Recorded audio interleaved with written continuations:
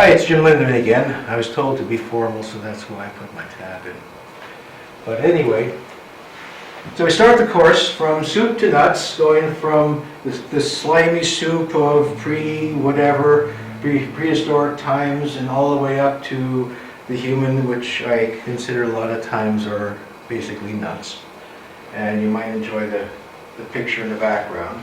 Why we've been primordially slimed, or is evolution really the monolith is assumed to be? And we're going to try to deal with how this applies to the way that evolution is understood. Is this really that monolith? Okay, begin off with the myth of pure science. And the myth is that, is there really pure science that is in operation or not? Some basic issues before we actually get into some of the meat of that is, one of the things we have to understand is human imagination. With the human imagination, you can have the appearance of sophistication. For instance, if you think about the Lord of the Rings movie, you have a highly developed mythology, very well thought out, you have logical development, you have even languages that Tolkien had created. And with the screen there, you can have what seems to be a very realistic type of atmosphere surrounding this. And sometimes you can get so caught up in a picture like this, in which you, after the film ends, you kind of wonder, well, what happened to them? You know, you become involved. They become, in a sense, real to you, where you want to know how their life continues. This is the wonder of imagination. It is also the problem of imagination. We have seen this with other kinds of things. You think of the Star Wars series, Star Trek, Star Wars, etc., and how really realistic it can seem to be. And yet, is it real? Really? Does it create truth just because you have a convincing imagination? What happens when this imagination is applied to science? And this is the big question in terms of evolution. What happens when this imagination is applied to religion? And that also is something that we have to always be mindful of, because there is a danger that we can become too involved with our imagination and not be grounded, for instance, in the Bible. What does the Bible say? And so this is one of the things we have to keep in the background of our mind. A second thing about this is consensus. We're familiar with, but Mom, Dad, everybody's doing it. As if to say, well, that's what makes it right. And I think that there's a lot of parents that are going to say, no, just because everybody's doing it is not right. And the familiar one is, everybody jumps off a cliff, are you going to follow? Well, there's truth behind that. When does your ability to judge kick in and say, no, I cannot follow this is not proper? It's hard to be your own person in a world that demands that you conform. What was it like for the early church when everybody was a polytheist? We were getting into that kind of an atmosphere in our world now, in our culture. Is that evolution's basic is that it's an atheistic point of departure. And now everybody is emphasizing that. And so we as Christians, we as ones who follow the Lord, are going to find ourselves into that kind of a minority in which we can even end up persecuted. Can you imagine being back in Athens, and here you are, this huge, magnificent, impressive Parthenon building, and they have the great statue of Athena in there, all overlaid with gold and everything else like that. And you walk in this huge thing, and the majesty that surrounds you. How easily it would be to say, well, maybe there's some truth to this. Maybe there's a reality. I mean, look at how impressive all of this. And that's the place where we have to be very careful. It can be overwhelming, and yet, is it true? Now you got the modern day Parthenon. You might think of, you may recognize this as the Royal Tyrrell Museum. Again, very impressive. You walk through the corridors and wow, it is so expertly laid out and it seems so convincing. Look at this and this and this and this. Until you stop and you start asking questions. How do you know this? How did this actually come from that? How can you prove that? And these are some of the things that we have to address in this particular course. False Christ, false prophets will arise and show signs and wonders to lead astray, to deceive, if possible, even the elect. You know, this is, in a sense, this is almost a frightening statement, showing signs and wonders. In other words, there's going to be some really impressive stuff coming down the pike. There's going to be stuff that's going to really make you have to step back and wonder, to lead astray, if possible, even the elect. So it's going to be something where even the elect begin to kind of get a little shaky until they reground themselves. The coming of the lawless one is according to the working of Satan, with all power, signs, and lying wonders, and with all unrighteous deception among those who perish, because they did not receive the love of the truth, that they might be saved. For this reason, God will send them a strong delusion, that they should believe the lie, that they all may be condemned who did not believe the truth, but had pleasure in unrighteousness. Again, this is very much where our society is heading, is that we don't want to have to be accountable to God. And so God is saying is that here, okay, you go ahead, pursue this area, evolution, and you will get the results you want. But as again, the question will be raised, is that really what you want? At least Piltdown Man answers one often asked question: can virtually all scientists be wrong about such an important matter as human origins? The answer most emphatically is yes, and it wouldn't be the first time. Over 500 doctoral dissertations were done on Piltdown, yet all of this intense scientific scrutiny failed to expose the fake. Students may rightly wonder what today's facts of evolution will turn out to be in another 40 years. The Piltdown skull, exposed after 40 years in 1953 as a forgery, consisted of an orangutan's lower jawbone deliberately and visibly altered. It had to be filed down, and you have the files markings, to fit with a fully developed modern human cranium. And for 50 years, or 40 years, well, let's see, yeah, I guess about 40 years, that everybody was just grabbed a hold of it because it was what they wanted to hear and see. What was it like? What is it like for today's church when everybody seems to be an atheist? See, there's no things that don't necessarily change in 2,000 years. Keep your anchor points to balance against the deception. And that's one of the calls of what this course is about, is to have that, keep your feet on the ground. Abe Lincoln once asked a man, how many legs would a sheep have if you called his tail a leg? The man replied, 5. Lincoln said, no, the sheep would still have only 4 legs, because no matter how often you call a tail a leg, it never becomes one. Again, this is one of the issues that's in regard to evolution. If it's been repeated so many, many times, over and over and over again by a whole bunch of people, does it make truth or not? Evolutionary philosophy says it is this way, does that make it so? I find to me a most disturbing statement at Babel. It is God who is saying this. Behold, they are one people and they have all one language, and this is only the beginning of what they will do. And this is what catches me. And nothing that they propose to do will now be impossible for them.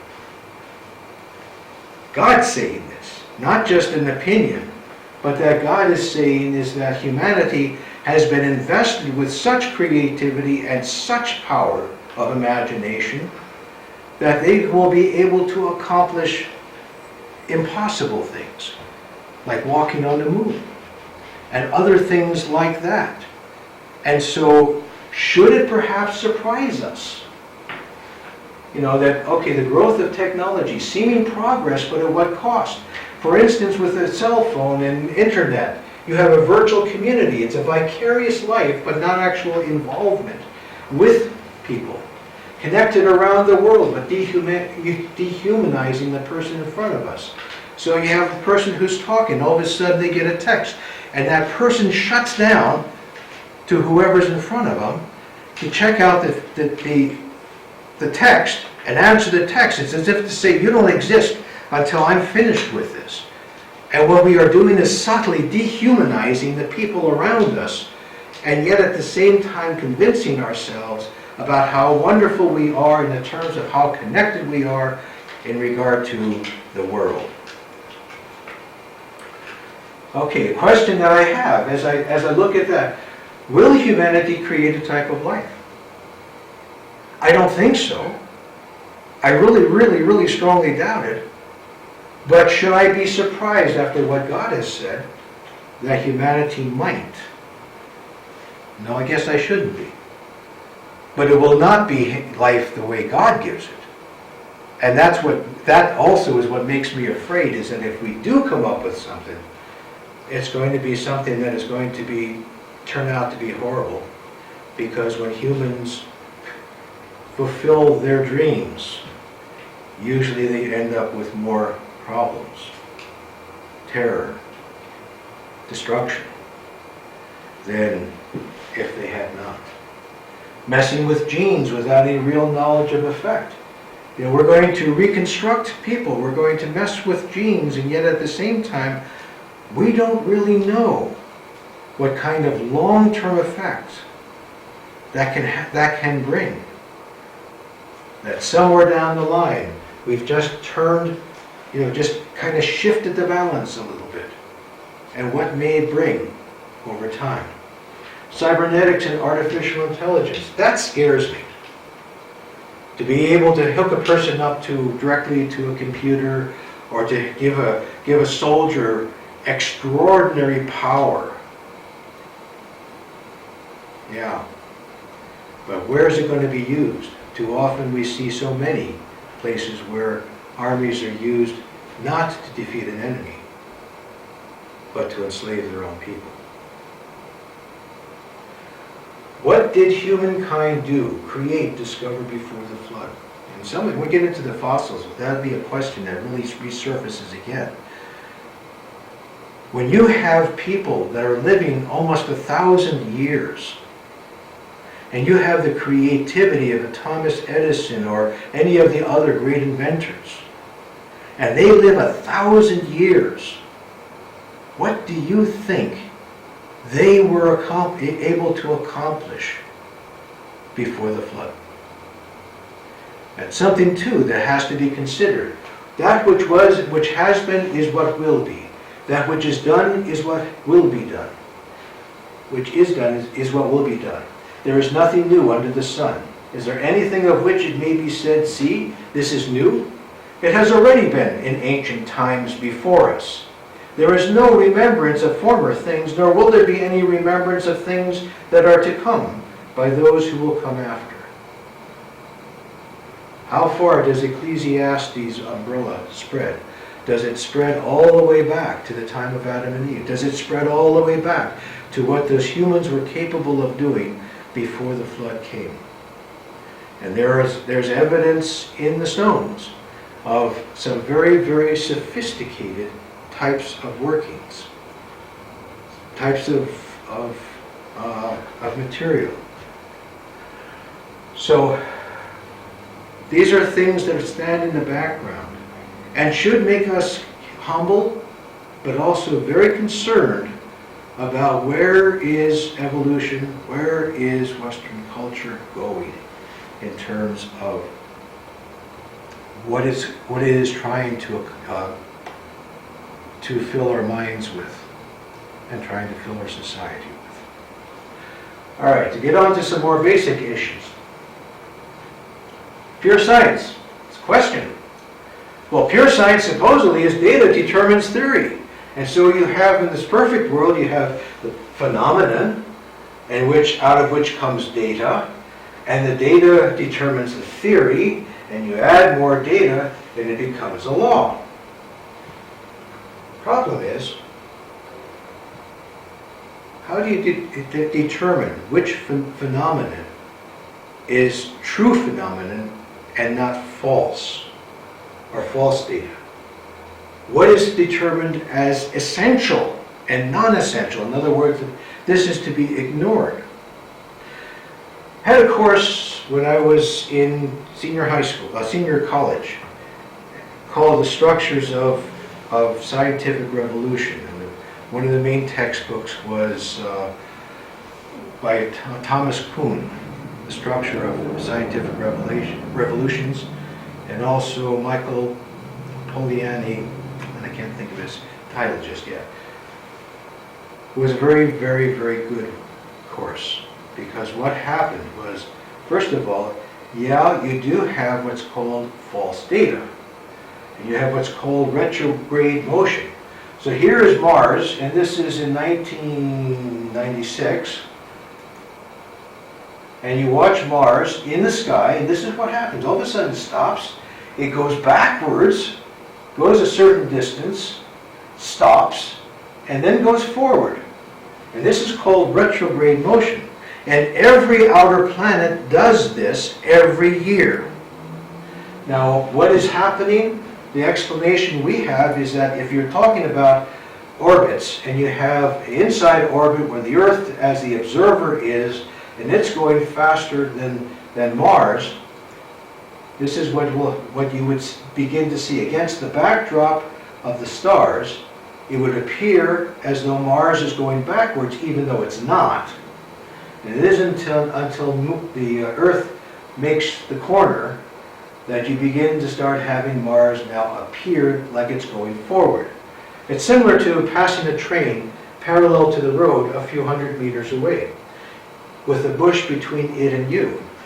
Now, is the train moving? Is it because you're moving, or what? Is the train even stationary? Or as you pass it by, is it going backwards? You have that kind of visual problem that this can create. And so this is what's being explained there. So is this real live data? Well, up until the Copernicus time, you had very sophisticated machines which would create exactly that kind of a pattern.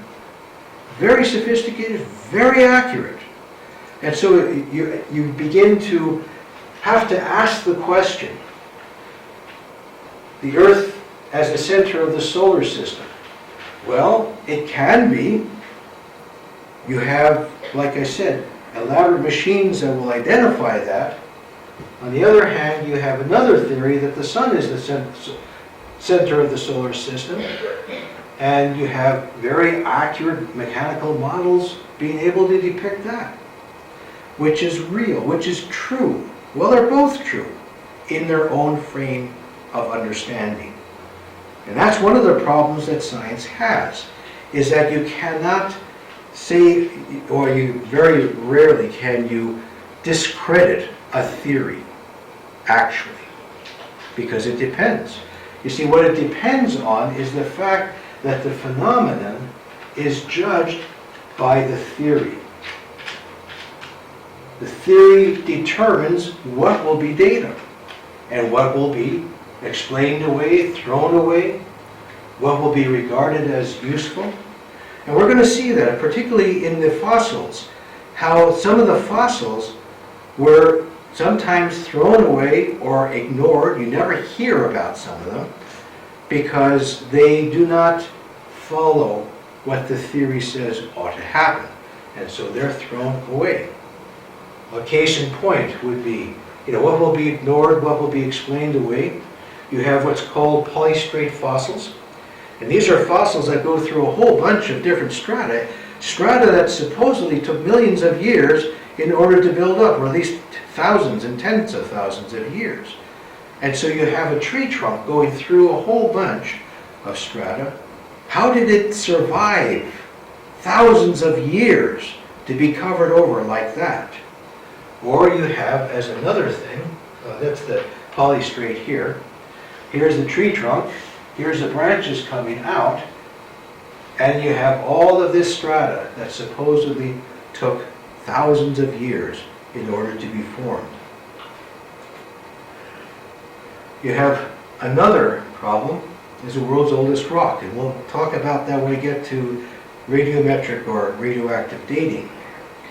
You have the world's oldest rock was found in Australia, and they took 140 samples from that rock in order to help date it.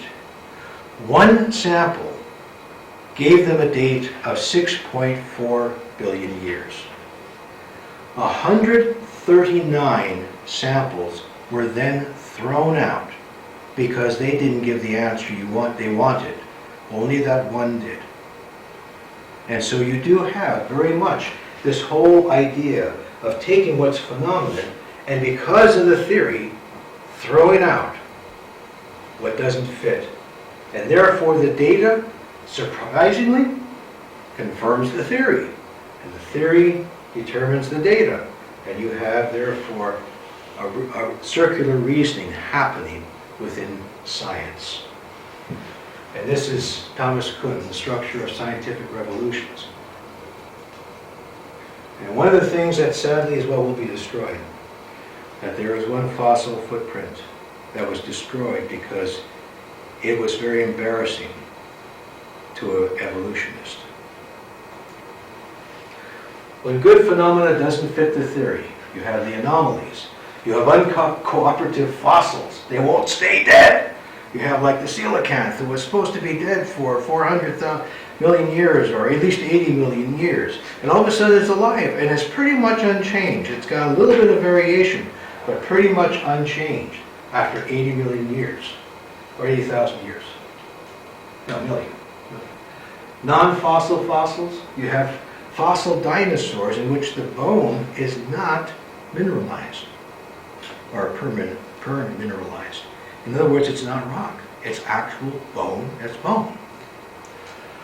So how do you explain these things for something that's supposed to be 65 million years old? And you have defective logic.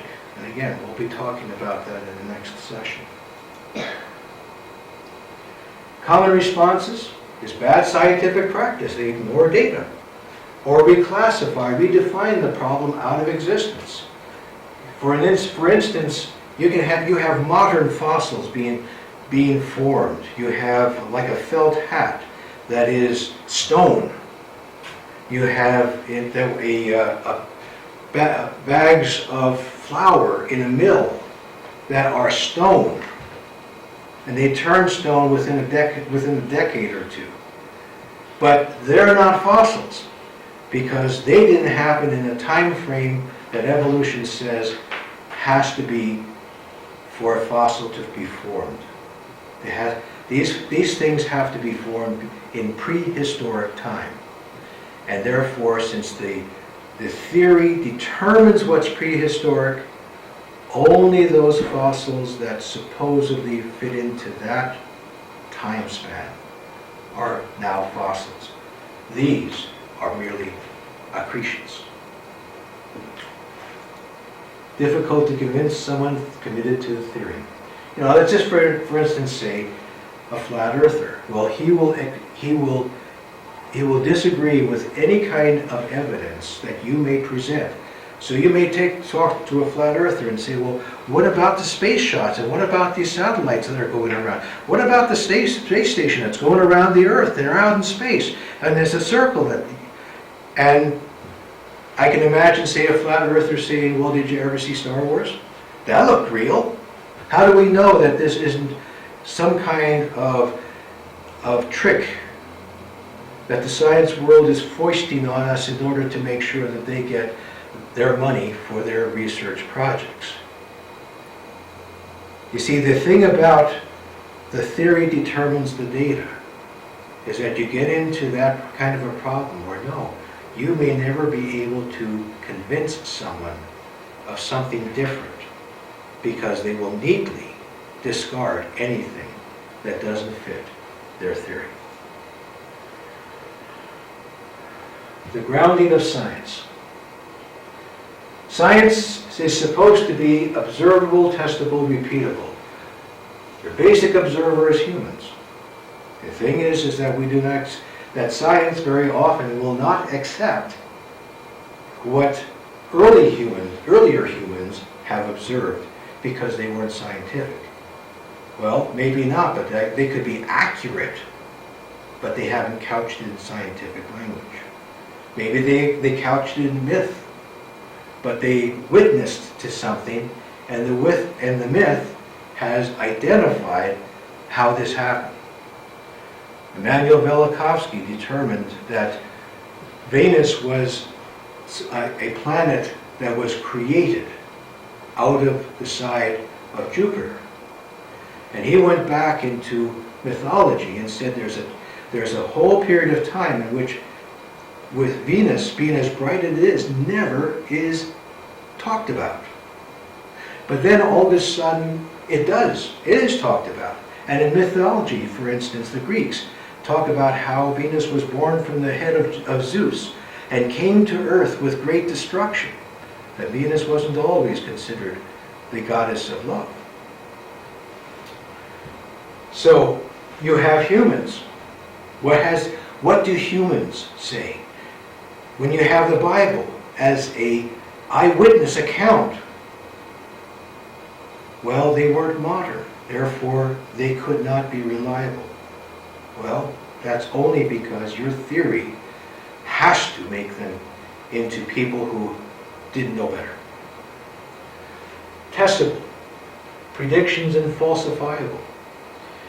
You know, the fact that, like for instance with Velikovsky in regard to Venus, based upon what he understood from gathering together a lot of these things, he was a person who stood in the middle of a time in which Venus was considered to be maybe just slightly warmer than the Earth.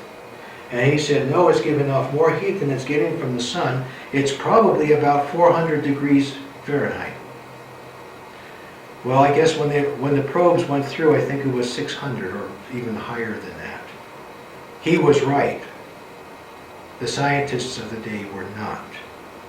He accurately predicted what the gases were going to be in Venus's atmosphere. And he was laughed out of the court until a probe went and identified these gases. He only missed one.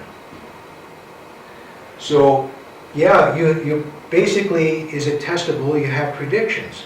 Now, for instance, evolution makes predictions about the missing links between species. It has constantly made those predictions and constantly has failed, in spite of the fact of how many fossils have been discovered. Testable, falsifiable. If, for instance, mutations are the engine of how species change, well, there was one fellow who spent 35 years raising generations and generations and generations of Drosophila, the fruit fly.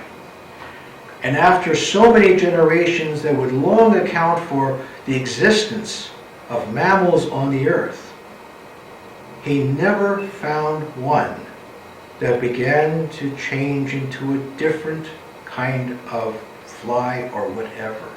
He found a lot of mutations that destroyed, but never found one. So you have here, for instance with evolution, testifiable or falsifiable predictions. And it's got to be repeatable. In other words, others have to be able to take the same kind of route and come up with the same kind of outcomes. So you have observable, testable, repeatable. So in evolution, there's no observation, only theory, vague, hopeful predictions, mutation evidence falsifies, and it cannot be duplicated in lab. The evolution cannot be duplicated, no matter how much they have tried. Creation, you have a historical record, you have observations reflecting the predictions, you have mutation evidence confirming that everything is going down it is de-evolving at best, not evolving, and the same tests give the same results no matter where in the world or with what. And so you have the fact that part of what we do in the background with true, pure science is how does it ground? What kind of grounding does it have? God's reality, God's truth, God's science. I'd rather be hated for speaking God's truth than hailed for trying to redefine it. BC, wake up. You okay? Took hard hit on head with Holy Bible. Yes, I feel fine now. Anno a bit groggy too. Up all night reading Holy Bible. What's it like? It's good book, but title is misleading. I go through from cover to cover and not find a single hole in it. Johannes Kepler. Science is thinking God's thoughts after him. Assignment, 2 chapters, 53 pages here, 15 pages. I'm trying to keep it around 50-page readings. If you want to read Thomas Kuhn, you can download a copy of the book from my website, and I will have that available, give you the specifics. Read at least 2 short online articles, write a short comment on each, describing content and value. Choose a useful focus that has been covered in this particular presentation, and in point outline form indicate how you would build the case in sharing this information. Adding specific detail merits a B grade, adding creative way brings an A. And this will be due Sunday by email to my email address. So, good luck, and hopefully that this is something that you will find a very fascinating journey into the truth and the lies in this science versus evolution controversy. Thank you.